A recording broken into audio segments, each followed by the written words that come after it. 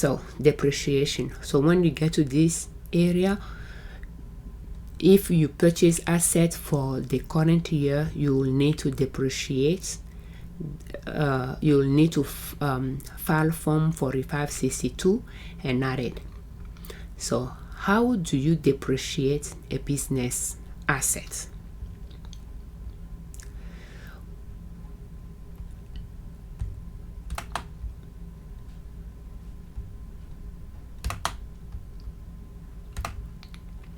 You will track the assets you purchased during the year, the dates you purchased them, the dates you start using it in the business, or you have them ready to use in the business, and if you are using them just for business.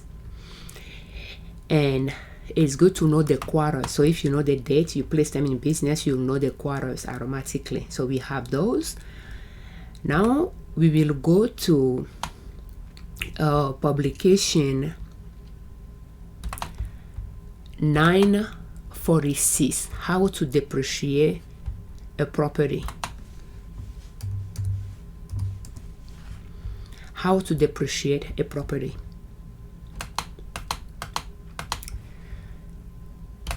And let me see here. We'll go to Appendix B. And Appendix B is good to read the instruction there, but just the way it works is Appendix B has Table B1 and Table B2. So if we find, let's see here, I'm going to summarize it. So you'll need to look at both Table B1 and Table B2 to find the current recovery period. So if the property is listed in Table B1, you use the recovery period shown in that table. However, if the property is specifically listed in Table B2 under the type of activity in which it is used, you use the recovery period listed under that activity. So use the table in the order shown below to determine the recovery period of your depreciable property. We use the depreciation table, the rate table, from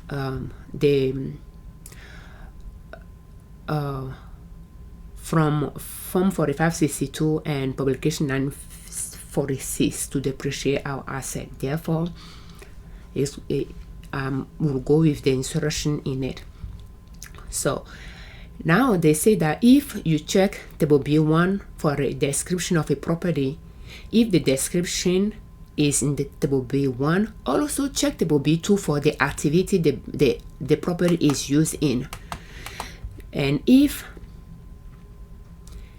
under the title, if the property is specifically included in that asset class, so if the activity is described in Table B2, read the text. If the property is specifically included, if it is, use the recovery period shown in the appropriate column of the Table B2. If the activity is not described in Table B2, or if the activity is described or the property is not specifically mentioned, you'll go use Table B1. So then you use the recovery period shown in the appropriate column following the description of the property in Table B1. So we are going to rely on that, and there is another one we are going to rely on as well. If the property is not listed in Table B1, check Table B2 to find the activity in which the property is being used, and use the recovery period shown in the appropriate column following the description. So now that we know what they are saying, we will read through the assets we put on that we put in service. So the first one is not let's work on the first one. The first one is a software, so it's not going to apply for the first one. The first one, we will read about it in the instructions for Form 4562, depreciation and amortization, and it should be on page 7, computer software. Use the straight line method over 36 months. So is on page 7, and computer software is intangible asset other than 197 intangible. So intangible property other than 197 intangible include the following, and they list them. But one of them, they list them. You'll see which one is related to yours. One of them is computer software. The things is those things should be amortized, but they put that description in the depreciation section. Therefore, I'm going to include it in my depreciable assets. So computer software, they say to use straight line method and to use 36 months. So I'm going to see how that is going to fit within my depreciation thing. So I put 36 months and I left it like that for now.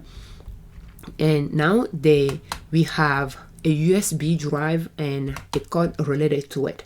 So those, we are going to go back to publication 946, and we'll go to table B1, and we will notice that they have computers and they have the peripheral equipment, and they list them, and among them they list disk drive, file drives, and so forth. So I'm assuming a USB drive is an external memory will be included in that category. Therefore, I'm using the asset class 0012 for it, and the recovery period is 5, and the class life years is 6. But before I do anything with that, I need to go to table B2 to look for the activity it is used in, because they say look to see if you'll find the assets in table B1, and then go look for the activity it is using to see if they mention it in it. If they mention it there, then that's the recovery period from the business activity that we will use. But if they didn't specifically mention it there, then we will come back and use table B1. So I will go to table B2, and you can read through it, but I know where we will find that activity.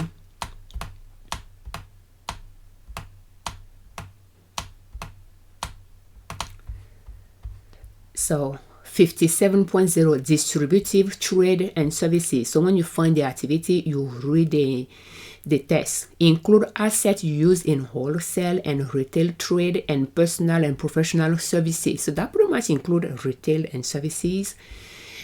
And the USB drive is not specifically mentioned here. Therefore, we'll go back and use table B1.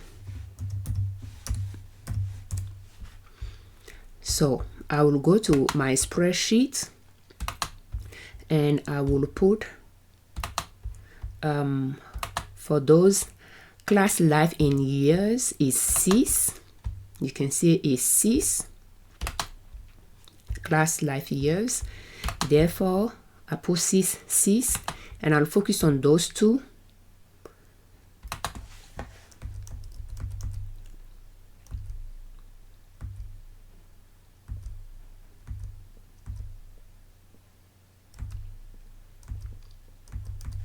Okay, and classification property. So now that we know class life is 6 and recovery period is 5, from that table we'll put 5, Classification property will help us find that as well. So classification property, you'll find that on publication, on the, not in the publication, but in the instructions for form 94562, and probably page 9 or 10.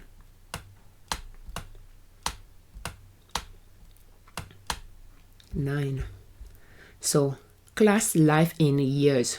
We saw that ours is 6. So more than 5 but less than 10.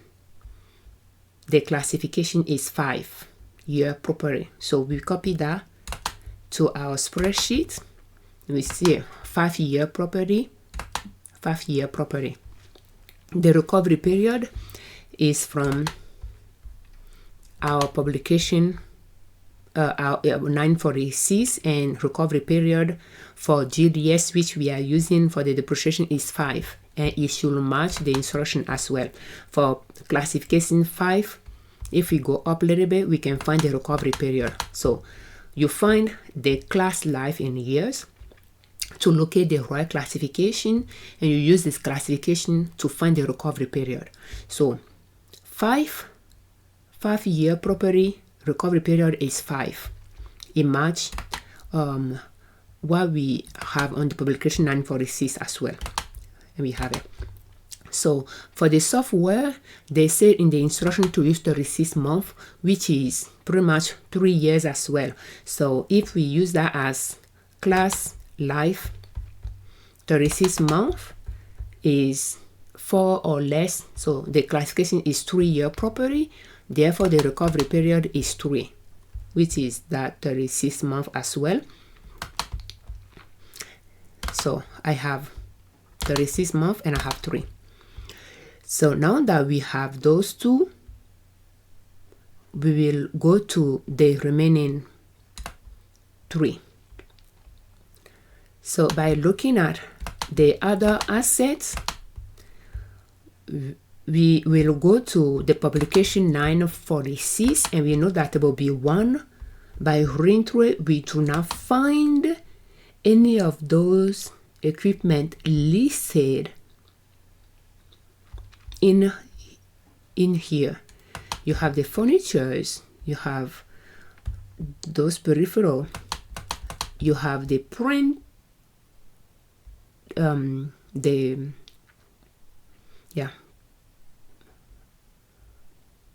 printing machine types. But then when we read all the table B1, we don't see any of those equipment listed. Therefore, we do not have the item, we do not have the property described in table B1. We'll go to table B2. So if we go, we went too far. If we go to the ends, if the property is not listed in table B1, check table B2 to find the activity in which the property is being used, and use the recovery period shown there. So we'll go to our business activity.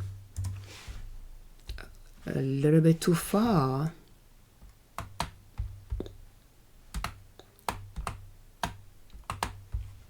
Table B2 and class asset class 57.0, class life in years is 9. The recovery period under GDS is 5. We need those information. We will go back to the spreadsheet, and class life is 9, and we have 9. And we have the assets class. For our own record, we have the depreciation method that we are using is GDS, and under GDS we have the recovery period of 5. But again, we can confirm it with the classification as well by going to the instruction for form 4562. And so more than 5 but less than 10, the 9-year class class life in years is included there. Therefore, the classification is 5-year property. And when we go to the recovery period section, 5-year property recovery period is 5. So you'll depreciate it for 5 years. So that is 5. So we have those 5 there. A month placing in service is Q1, because we want to make sure we didn't place anything in service in Q4 that total to 40% or more for the whole year. Otherwise, you might need to use mid-quarter convention, and I don't like to use mid-quarter convention. So convention type to use, we are going to use a half year. So there is mid-quarter, mid-month, and a half year. And the mid-month is usually for real estate, and mid-quarter is if you place things in service in your business, or you purchase asset and place in service in your business in the last quarter of the year, and the total of those placed in the last quarter of the year without including real estate in it, the total is 40% and more than what you place in service for the whole year. You'll use mid-quarter for all the asset placed in service during the year, and I try to avoid that as much as possible. For that reason, I don't like to make purchases at the end of the year for the business when it comes to assets, unless I'm sure that I'm not going to go over that 40% threshold, so that I can just use a half year. And by using a half year just mean that you are going to depreciate for, in this example, when we are going to, for the 5-year time frame, you are going to depreciate for 6 years. So that means the first year you'll take a half year depreciation, and for the remaining year you'll take full year depreciation, but then the last year you'll take a half year as well. So knowing so now to do that, let's go, now that we have data up to that point, we'll go back to publication 946 and we'll go to appendix A. And appendix A,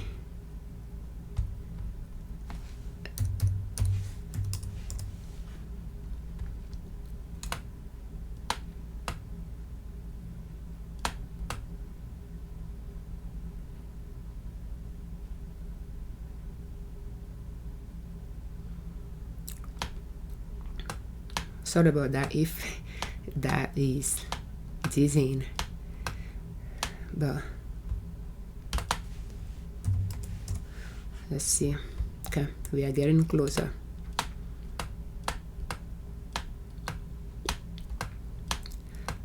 Appendix A, you will, so we know we are going to use MACRS system GDS.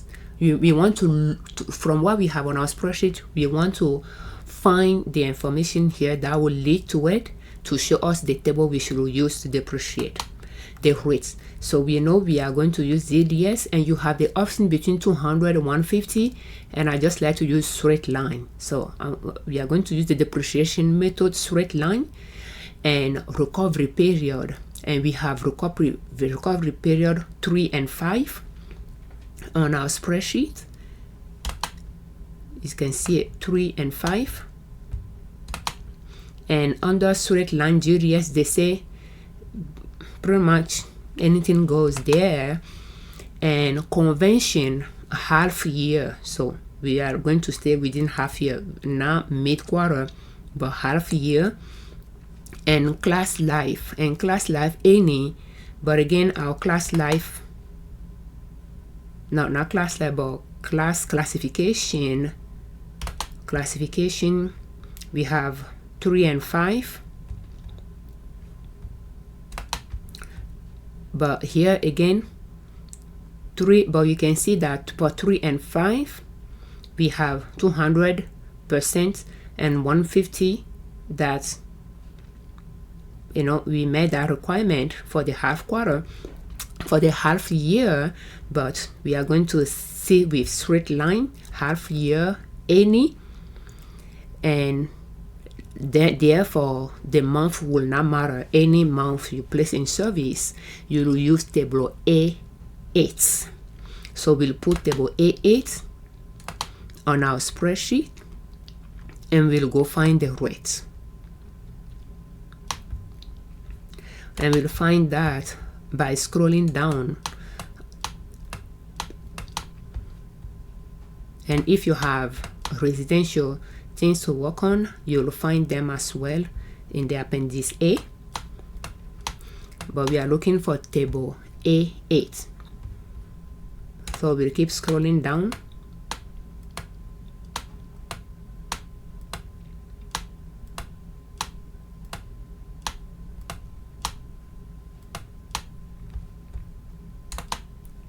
table A8. So table A8, now that we found table A8, we need to find the year. So first we have a 3-year to work with. So 3, you see recovery period in years. So you need to find your years that you are going to depreciate. So 3 is the software, and you can see 1, 2, 3, 4. The first and the last year will be half the year. So that is going to be that. Another option that could have work for that software is, I think, to amortize it, because when they say 36 months, you'll use the number of year when you purchase, the number of year left within that year divided by 36 to find the percentage for that first year, and you'll do the same for the remaining year for the last year. So but in our example, we purchase the item at the beginning of the year. Therefore, technically, we could have take the full depreciation that first year and just make it exactly 3 years. But because they put that instruction to depreciate for 36 months within depreciation, I'm just going to try to, it's just my way of doing it, I'm just going to try to blend it in with the other assets by using the same strategy that I'm going to use for the others. So therefore, I'm going to just take half depreciation for the first year instead of the full depreciation. Since I purchased it in January, and that's 12 months, I'm going to just take half depreciation the first year, half depreciation the last year, and take full depreciation the 2 years between. So I'm going to copy those rates to the spreadsheet, and we have a 16, 66. You can see a 16, 67, and 33, and 33, and then we have 16. So pretty much the way it works, if I got it right, it will be 6 divided by 36. You can see a 16, 67, and that's what 16, 67 is. And if I do 12 divided by 36, is giving you that 33.33. But okay, so pretty much that 36 month, the rate is going to work for it. So now that the rate is there, we'll do it for the others as well. Those are 5-year recovery period. So we'll go back and we'll look for 5. So 5, therefore we'll copy this rate. We'll recover the assets value within 6 years. 1, 2, 3, 4, 5, 6. Half the first year, half the last year, and full between. So it's pretty much like CC month. Yeah, 5 times 12 is 60 month. So 12 divided by CC will give you that 20%. And the half year, the first year and the last year, 6 months divided by CC will give you that 10%. So that's that and those between. So I'm going to go with this 10, 20, 20, 20, and last year will be 10. So you can see we have them here as well. Now that we have the rates put on our spreadsheet is going to calculate the rate for us. So pretty much what is happening is taking the amount of the assets, the basis for depreciation, that's the full amount, times the rate. That will give you the amount. Let me see if I can I'm not going to do that just yet. Maybe here, let me see if I can group this. Now if I do that, you won't see what I'm doing either. So pretty much what I wanted to say is, for every year you'll take the original amount for depreciation, the original basis for depreciation, times the rate. You don't use the remaining basis to depreciate, but the original basis to depreciate that you started with the first year, that's why you will use times the rate. So we can say 2024 will still take that original amount times 33%. 2025.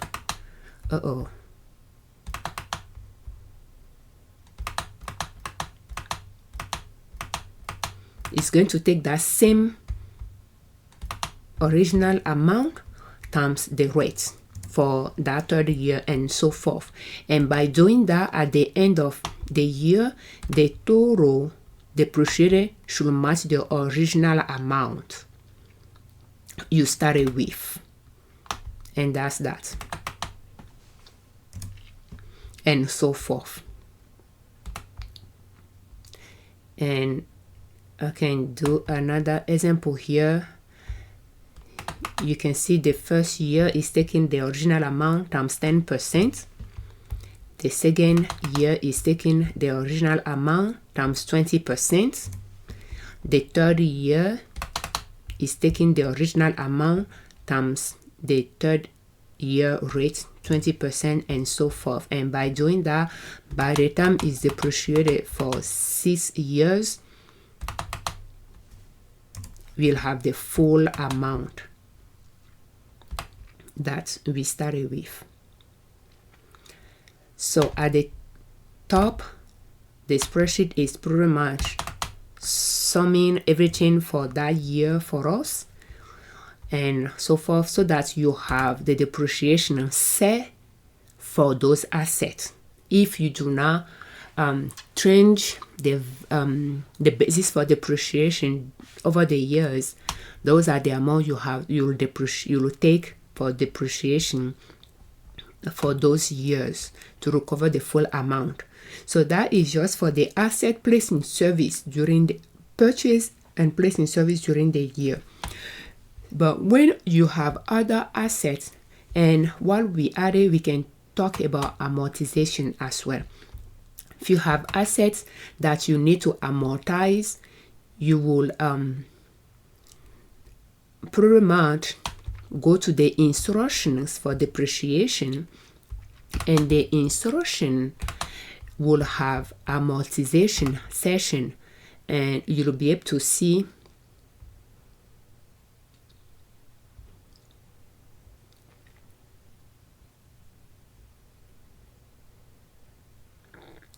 the code. Let me see if I can find it where they started.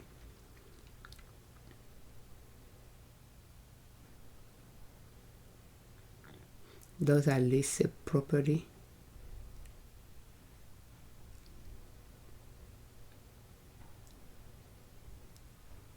Amortization. So amortization has code. So you have to find what you are going to amortize to see the right code to use and to see for how long you need to amortize it. One will be business startup cost as well. There is a certain dollar amount that you can expense the first year, and if you do not expense the full amount, you'll amortize the remaining, and they will tell you for how long you will amortize the rest. 180 month, yeah, 180 month, and the code you will use and so forth are in the the section 196 and so forth, what it is. So it's good to go to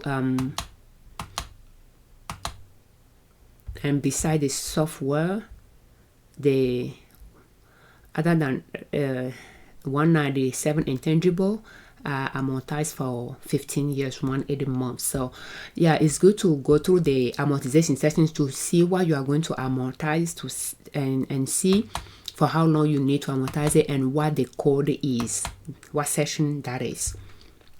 And when you find out, you will pretty much put the product, the cost, when you place it in service, the amortizable amount, and the code, and the how long you need to amortize it, and then the rate. The rate is pretty much is going to take, like in this example, it was placed in service in November, so 1 month left. So 1 month divided by 36 give us the first year rate, and then the second year use 12 months divided by that amount, and so forth. and if you do it well, the total should be 100%. So that's something to consider. The same thing for the depreciation as well, I believe. But anyway, for this one, it need to be 100%. So, and then your depreciation, your amortizable amount will take the original amount times the first year rate. The second year will take the amortizable amount, original amount, times the second year rate, and so forth. And when you do it well, the total amortization deduction will total to the full amount that you started with. And that will go on Form 4562 amortization session. So now if you have depreciable asset from prior year, you need to know how much you are going to take deduction wise for the current year and have that. So we have a summarized spreadsheet that we use, and in this we just have deduction for the current year that we want to make sure deduction for we can just go back. Deduction for, you will go through your deduction things to see how you calculate it for all the years, to see the amount you need to take for the year you are filing for, and put and record that amount. And then we have 2020 here.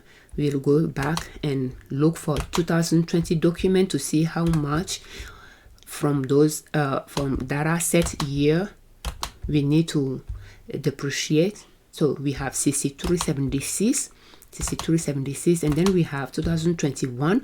We need to go to 2021 document. So it's good to have your assets well filed and know how much you are taking. But if you are using a software, I believe the software should be able to do it for you. So for the current year, you are buying, you are filing for 473, and then 2022 and 2022. 2022, you will add that as well, and that will total those for the prior year. And for the 2023 that you place asset in service, it'll go on a separate line on the Form 4562. So it's good to know that amount separately from the prior year depreciation deduction to take as well. And now the 246 we have done.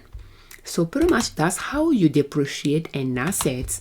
And if you have amortization from prior year, you want to know how much your amortization is going to be for the year you are filing for as well. Now that you have your numbers together, we can use a draft to put them on it, but just keep in mind that, again, it's good to use a tax software to file your return, and the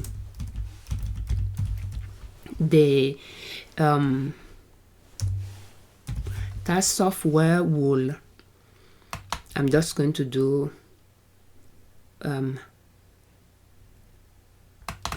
one here, and then I will show you what I already did. But the tax software will be able to put those in the Form 4562 for you. So again, you'll put your business name, you'll put your business, whatever, we are just going to say retail, that the asset is used in, and we'll put EIN. And there is the first part, section 179. If you have business asset placed in service and you want to expense the full amount the first year, you'll use section 179. You can read instruction related to that. And a lot of tax software will suggest this because they allow you to take the maximum deduction the first year. I don't use it, but you have that option. And you have part 2, special depreciation allowance as well. What it didn't go through 179 in full, might go through the special depreciation allowance if the asset qualify for it, and anything that is left out of that we'll go through depreciation, normal depreciation, and the number of years to depreciate it. But you can see that on our depreciation spreadsheet, section 179, we left a blank. Special deduction, we left a blank. So we chose not to claim those. So on an attachment, it's good to have an attachment and put on it that you claim not to file section 179 and special depreciation allowance on assets on 5-year asset class and 7-year property asset class. 3-year, we don't have 7, a 3-year property asset class and 5-year property asset class. So you can add that as an attachment to your return. But let's go back. So we are going to go to part 3. So macro depreciation, and that's what we work on. Line 17. Macro depreciation for asset placed in service during the time beginning before 2023.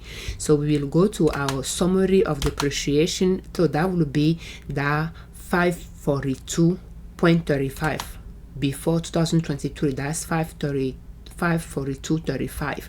So we'll put that 542 and line 8. If you are electing to group assets, you'll check that, and I'm not going to group assets. To group assets, like if you have multiple 5-year property like the way we have, you can group them together, and we will have all our 5-year on one line and that 3-year on one line as well. You group by year. So, but I'm not going to group. I'm just going to leave it like that. So that means I might have to use multiple form to put my to complete. And the way I'm going to do that is first on this one, on one of the form I will complete everything, but on the others I will just complete section B for it. So for this one I will complete for the 30-year property, they say depreciation basis, so the amount. So I'm going to put 104.94, so pretty much 105, and recovery period is 3. Convention is half year, and method is S/L. And all of that came from our spreadsheet. We summarized those information on it. We have recovery period, we have the amount, we have the recovery period, we have the convention, and we have the depreciation method. And the amount to take is 17. So we will go back and we will put 17. Depreciation deduction. So the 5-year property will add 1 here. So I'm just going to put 4, and recovery period is 5, half year convention, and SL, and the amounts I'm just going to put 1 because I think I might have to round it, and I think I'll just go with that. Otherwise something here will need to round for everything to total for me. So I'm going to put 1 for now for that one, and that. So now I'm going to go back, and I'm going to do, let me copy it and paste it.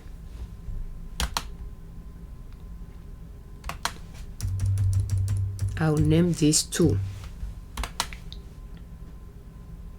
and we will open it. Okay, because I didn't save things on this, they didn't pull out. So here I'm going to have business name, I'm going to have the retail, and I'm going to have the EIN, and let me save that. And on this we are going to go to section B, and we will put the next item, 114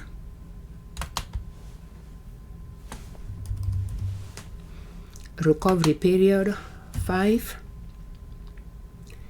In fact, the way I'm going to do that so that it can go a little bit for me faster, convention, was it? Yeah, convention is that the method is SL.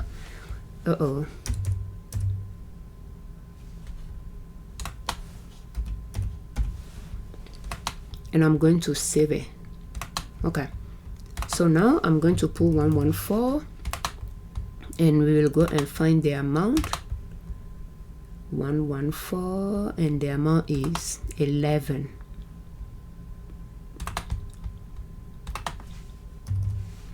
Okay, so we will go back, and because we didn't group the assets, that's the way I like to do it. I only have one spot for 5-year property, and I have multiple 5-year property assets. So I will use another form, and this one, now I can go and save this one, and it will have what we already put in it for us. And we will put the basis for the next one,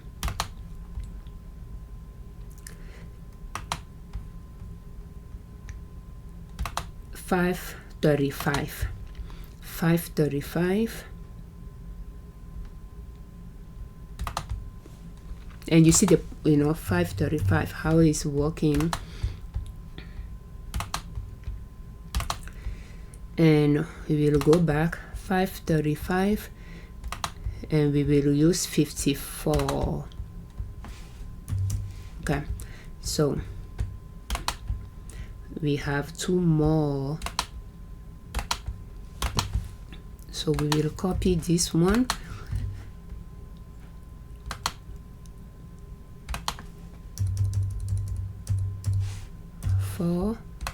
and I can copy it again.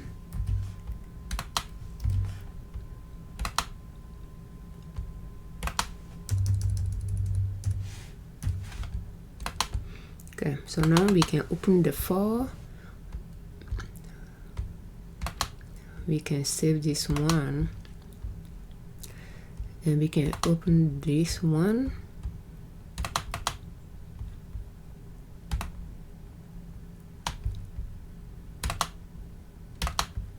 And we have 32 and 3 for the depreciation. So we have 32 and the depreciation is 3. We will save that, and we will open the last one.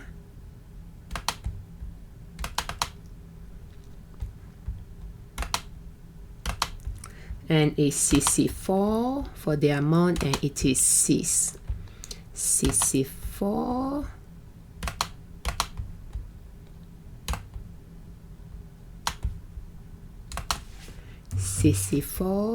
and 6.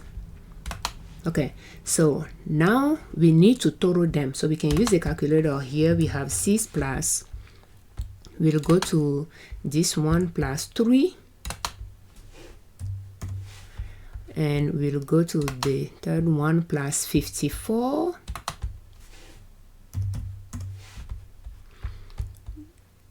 plus this one 11,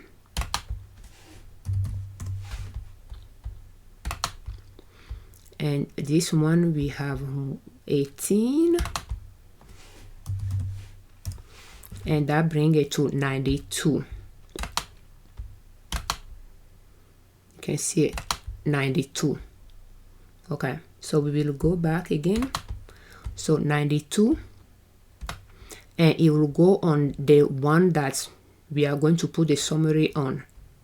So they say lease a property. Lease a property is if you have car or things that you use between personal use and business use. It is on part 5, but the total will come on part 4 for the summary. But we are going to leave 21 alone. The total for line 22 is total amount from 12, 14, 17, 12. That is section 179.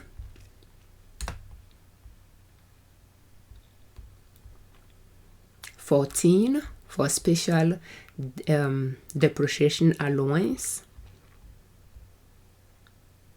through 17. So 14, 15, 16, and 17. So in this, we are just going to 17 and line 19, 20. 19, 20, the residential. The residential are there, and then you have the ADS section as well. So we total to 92 so far. We are going to add that 542 to it. So plus 542, that gives us 634. And it'll go on line 22, 634. For assets shown above and placed in service during the current year, enter the portion of the basis attributable to section that we are just going to leave it like that. So 634, we can go to our spreadsheet to see if, yeah, 634, we have 635 here. So that means,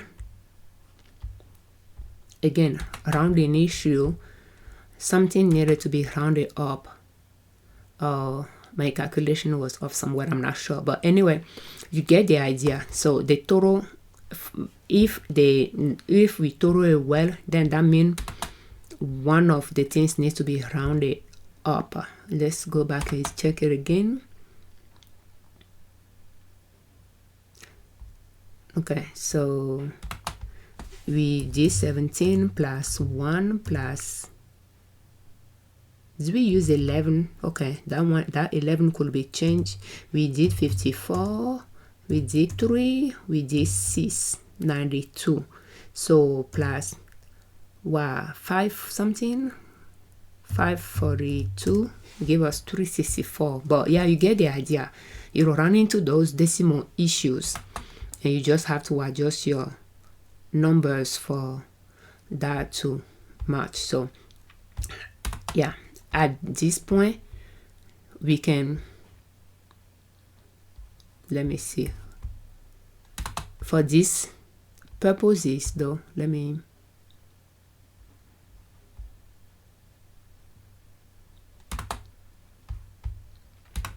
for these purposes we can even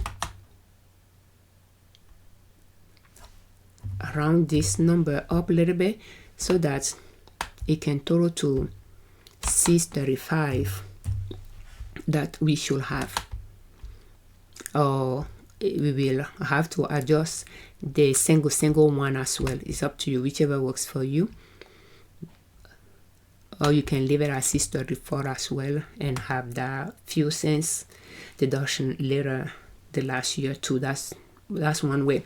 But for this example, we are going to leave it like that if our numbers are correct.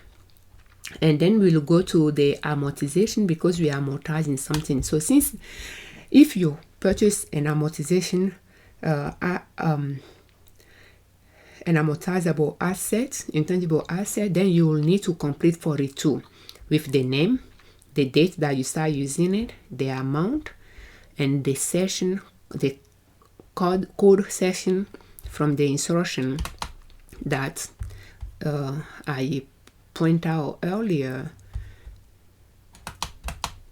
You know, the section 177 intangible, for instance, where we again, and you'll add that 197, and then amortization period or percentage, you'll add it, and then you'll add the deduction you are taking for the year, and so forth. So amortization costs that begin during the year, you'll total those to line 43.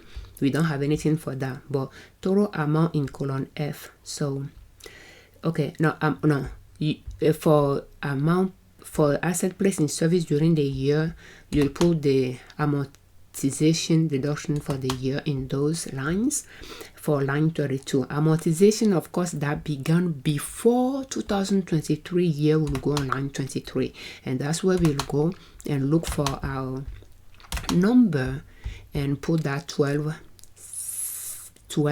or 13 for this amortization on that line. So we will go back and put what, 13 on that. So total amount in column F. Total amount in column F. So amortization for the asset placed in service during 2023 plus amortization for asset placed in service before 2023, you'll total them all, and that'll be on line 44, and that will go on other deduction on form 1120S, and that is how you depreciate business asset and amortize business intangible assets. So if you want to see where those numbers will go, we'll go back to, now I can close. Keep in mind that those form, again, use a tax software. 4562, you have to attach it to the form 1120S. Okay, let's close this one. I think we can close this one, and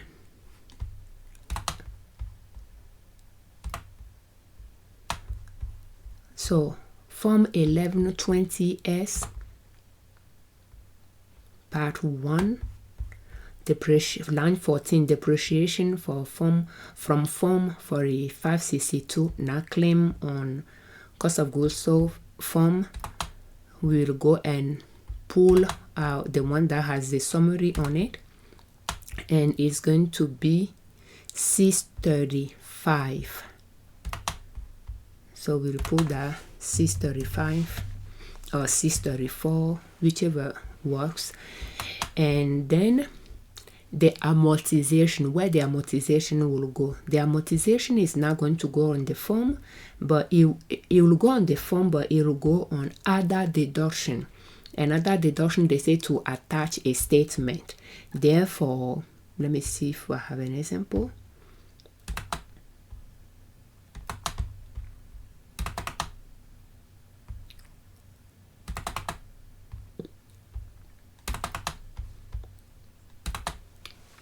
Therefore, you will include those deductions that will go on line 20 on an attachment, and you remember to add that amortization to it as well. And we can look here, and you can see the amortization is included in it. In everything else that will go, and I'm using line 19 here, but let me see what is saying here. Other deduction is not line 19, is line 20 on form 1120S. So that means on this we will need to change that line 19 to line 20, and if I do that and I just drag it down, once we change the first one, it should be able to change everything there.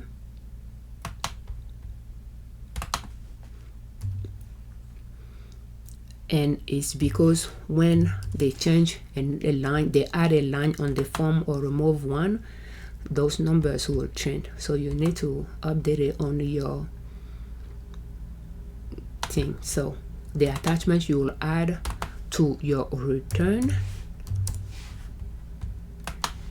Okay, we will have that, and your amortization will go online to 20 of your form 1120S is other deduction, and you need to add an attachment, and other things could go on that line. Therefore, it's good to include the amortization on that line.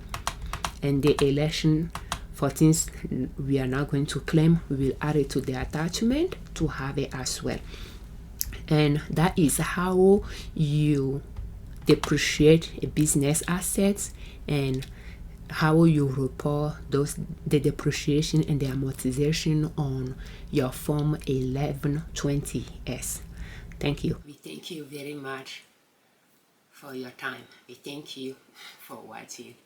We thank you very much for watching our videos.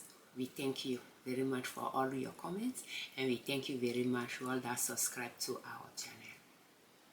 On our channel and on our blog, we share different ways you can save money and different ways you can make money to reach your financial independence, where you do not depend on an employer to provide for your family.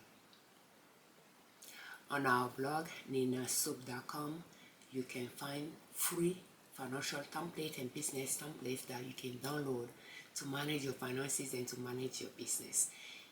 They are free. You don't need to subscribe or submit your email to access them and download them. We have liberdownload.com, where you can purchase financial templates and business templates to manage your finances and to manage your business. I'm Afiavi Liberman, creators of Liberman Consulting L.L.C YouTube channel and ninasoup.com, our blog. Thank you.